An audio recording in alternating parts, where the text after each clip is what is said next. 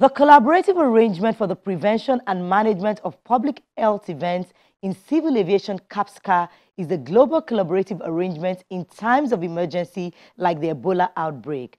How well is Nigeria putting this to use?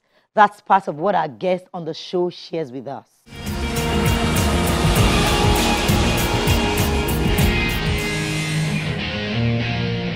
CAPSCA was developed because it was now identified that diseases can travel through air borders of different natures. It's not Ebola, it might be avian flu, it might be Lassa fever. Somebody might be carrying it. Everybody traveling might be carrying one disease or the other.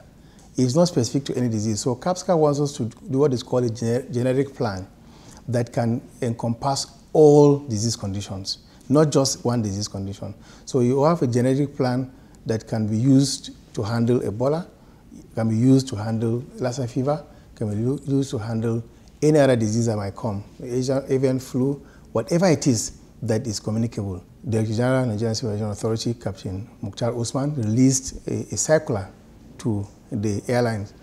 This was basically to inform them that, yes, we have Ebola in DRC Congo, and people are to be vigilant. So people were to be vigilant, especially the pilots, especially the cabin crew. The cabin crew were to be vigilant in monitoring passengers that are coming on their flights. And if they discover that anything is wrong, they should inform the piloting command. The piloting command is also to inform the port health authorities at the destination aerodrome to be able to be ready to receive the aircraft and the passenger. And also, we require that the airlines train their crew in identifying or being able to easily identify passengers who are sick, and also to have the equipment updated and upgraded and validated. That is the first aid kit. We have also what we call the universal precaution kit and the medical kit on board. So these kits need to be updated to ensure that they are useful when needed. And also for them to fill in forms that need to be filled on board the gen deck and the passenger locator form when need arises, so that this can be given to the port health services at destination aerodrome. So it was like an awareness to the airlines to be more vigilant, so that so that we don't have the same thing that happened in 2014 happen to us again. That airlines are more vigilant, airlines are more aware, airlines are more trained, and airlines are more ready to carry out their functions and to know who to report to. They should report to the ATC, Air Traffic Control, and Air Traffic Control will report to the port health services on ground. What I want to advise passengers to do is to be more vigilant as they travel around. And if they see any suspected case of anybody that is sick, they should be able to notify the relevant authorities. Travelers by air are to self-report themselves to the port health services. This, you can ask people around the airport. The port health services are located in the airport.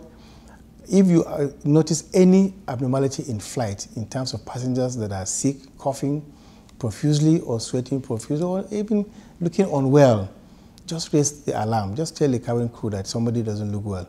And I want to also advise all agents at the port of entry to also refer to their public health emergency contingency plan when they are faced with any situation.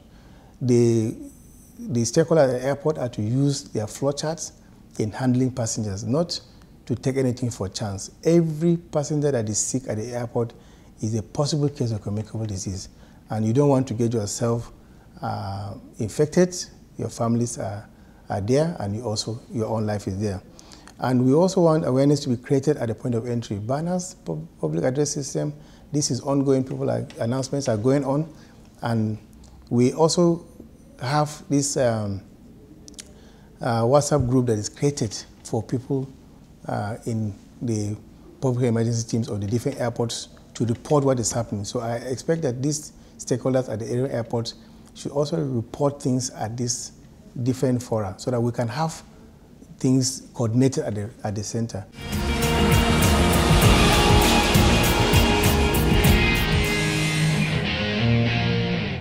Newsflash begins with the International Air Transport Association saying that Nigeria has repatriated the $600 million belonging to international airlines that was trapped in the country due to foreign exchange shortages. The Director General of IATA, Mr. Alexander Juniak, said this at the 74th IATA Annual General Meeting and World Air Transport Summit in Sydney, Australia. The funds were airlines' ticket sales and other allied activities, which the country could not repatriate due to fall in crude oil earnings in late 2016 and early 2017. The IATA boss added that 5 out of the 16 countries which owed the airlines included Venezuela with $3.7 billion, Angola with $386 million, Sudan with $170 million, Bangladesh with $95 million, and Zimbabwe with $76 million. Airlines remain vital to the sustenance of Nigeria's aviation industry. If airlines become extinct, every agency will likely go down. This is coming from the Chief Executive of Westlink Airline, Captain Ibrahim Shelia. He believes governments must create deliberate policies to keep airlines in business. Who are the players in aviation? The airlines are the major players. Service providers, without airlines, they are gone. Even the CAA, without airlines, they are gone. Everybody, in short, is dependent on the airlines. So we have to make deliberate policies to keep these airlines in place. This is what's lacking. We don't have that deliberate policy. We tend to say, oh, government has no business in business. Well, it's not in everything.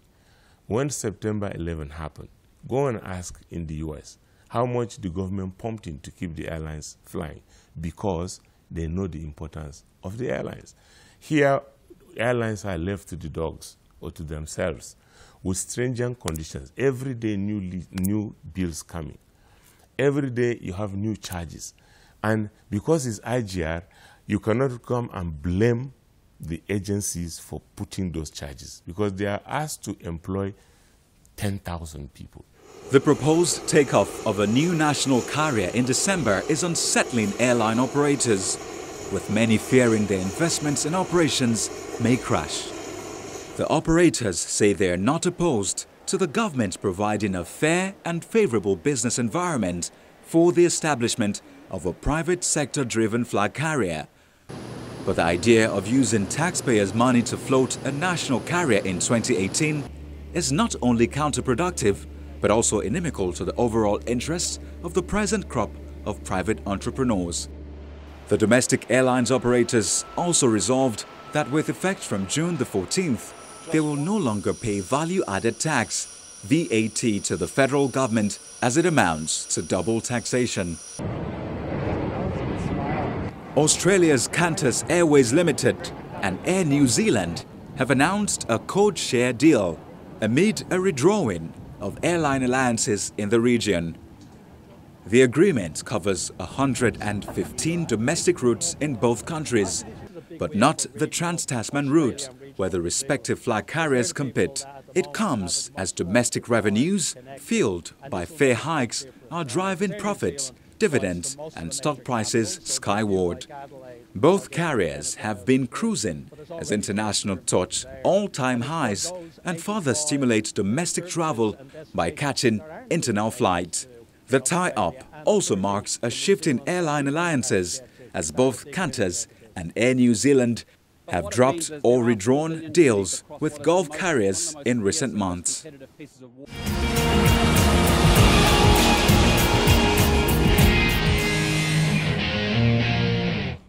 When we return after the break, our report on the third runway at Heathrow is next. Do join us again.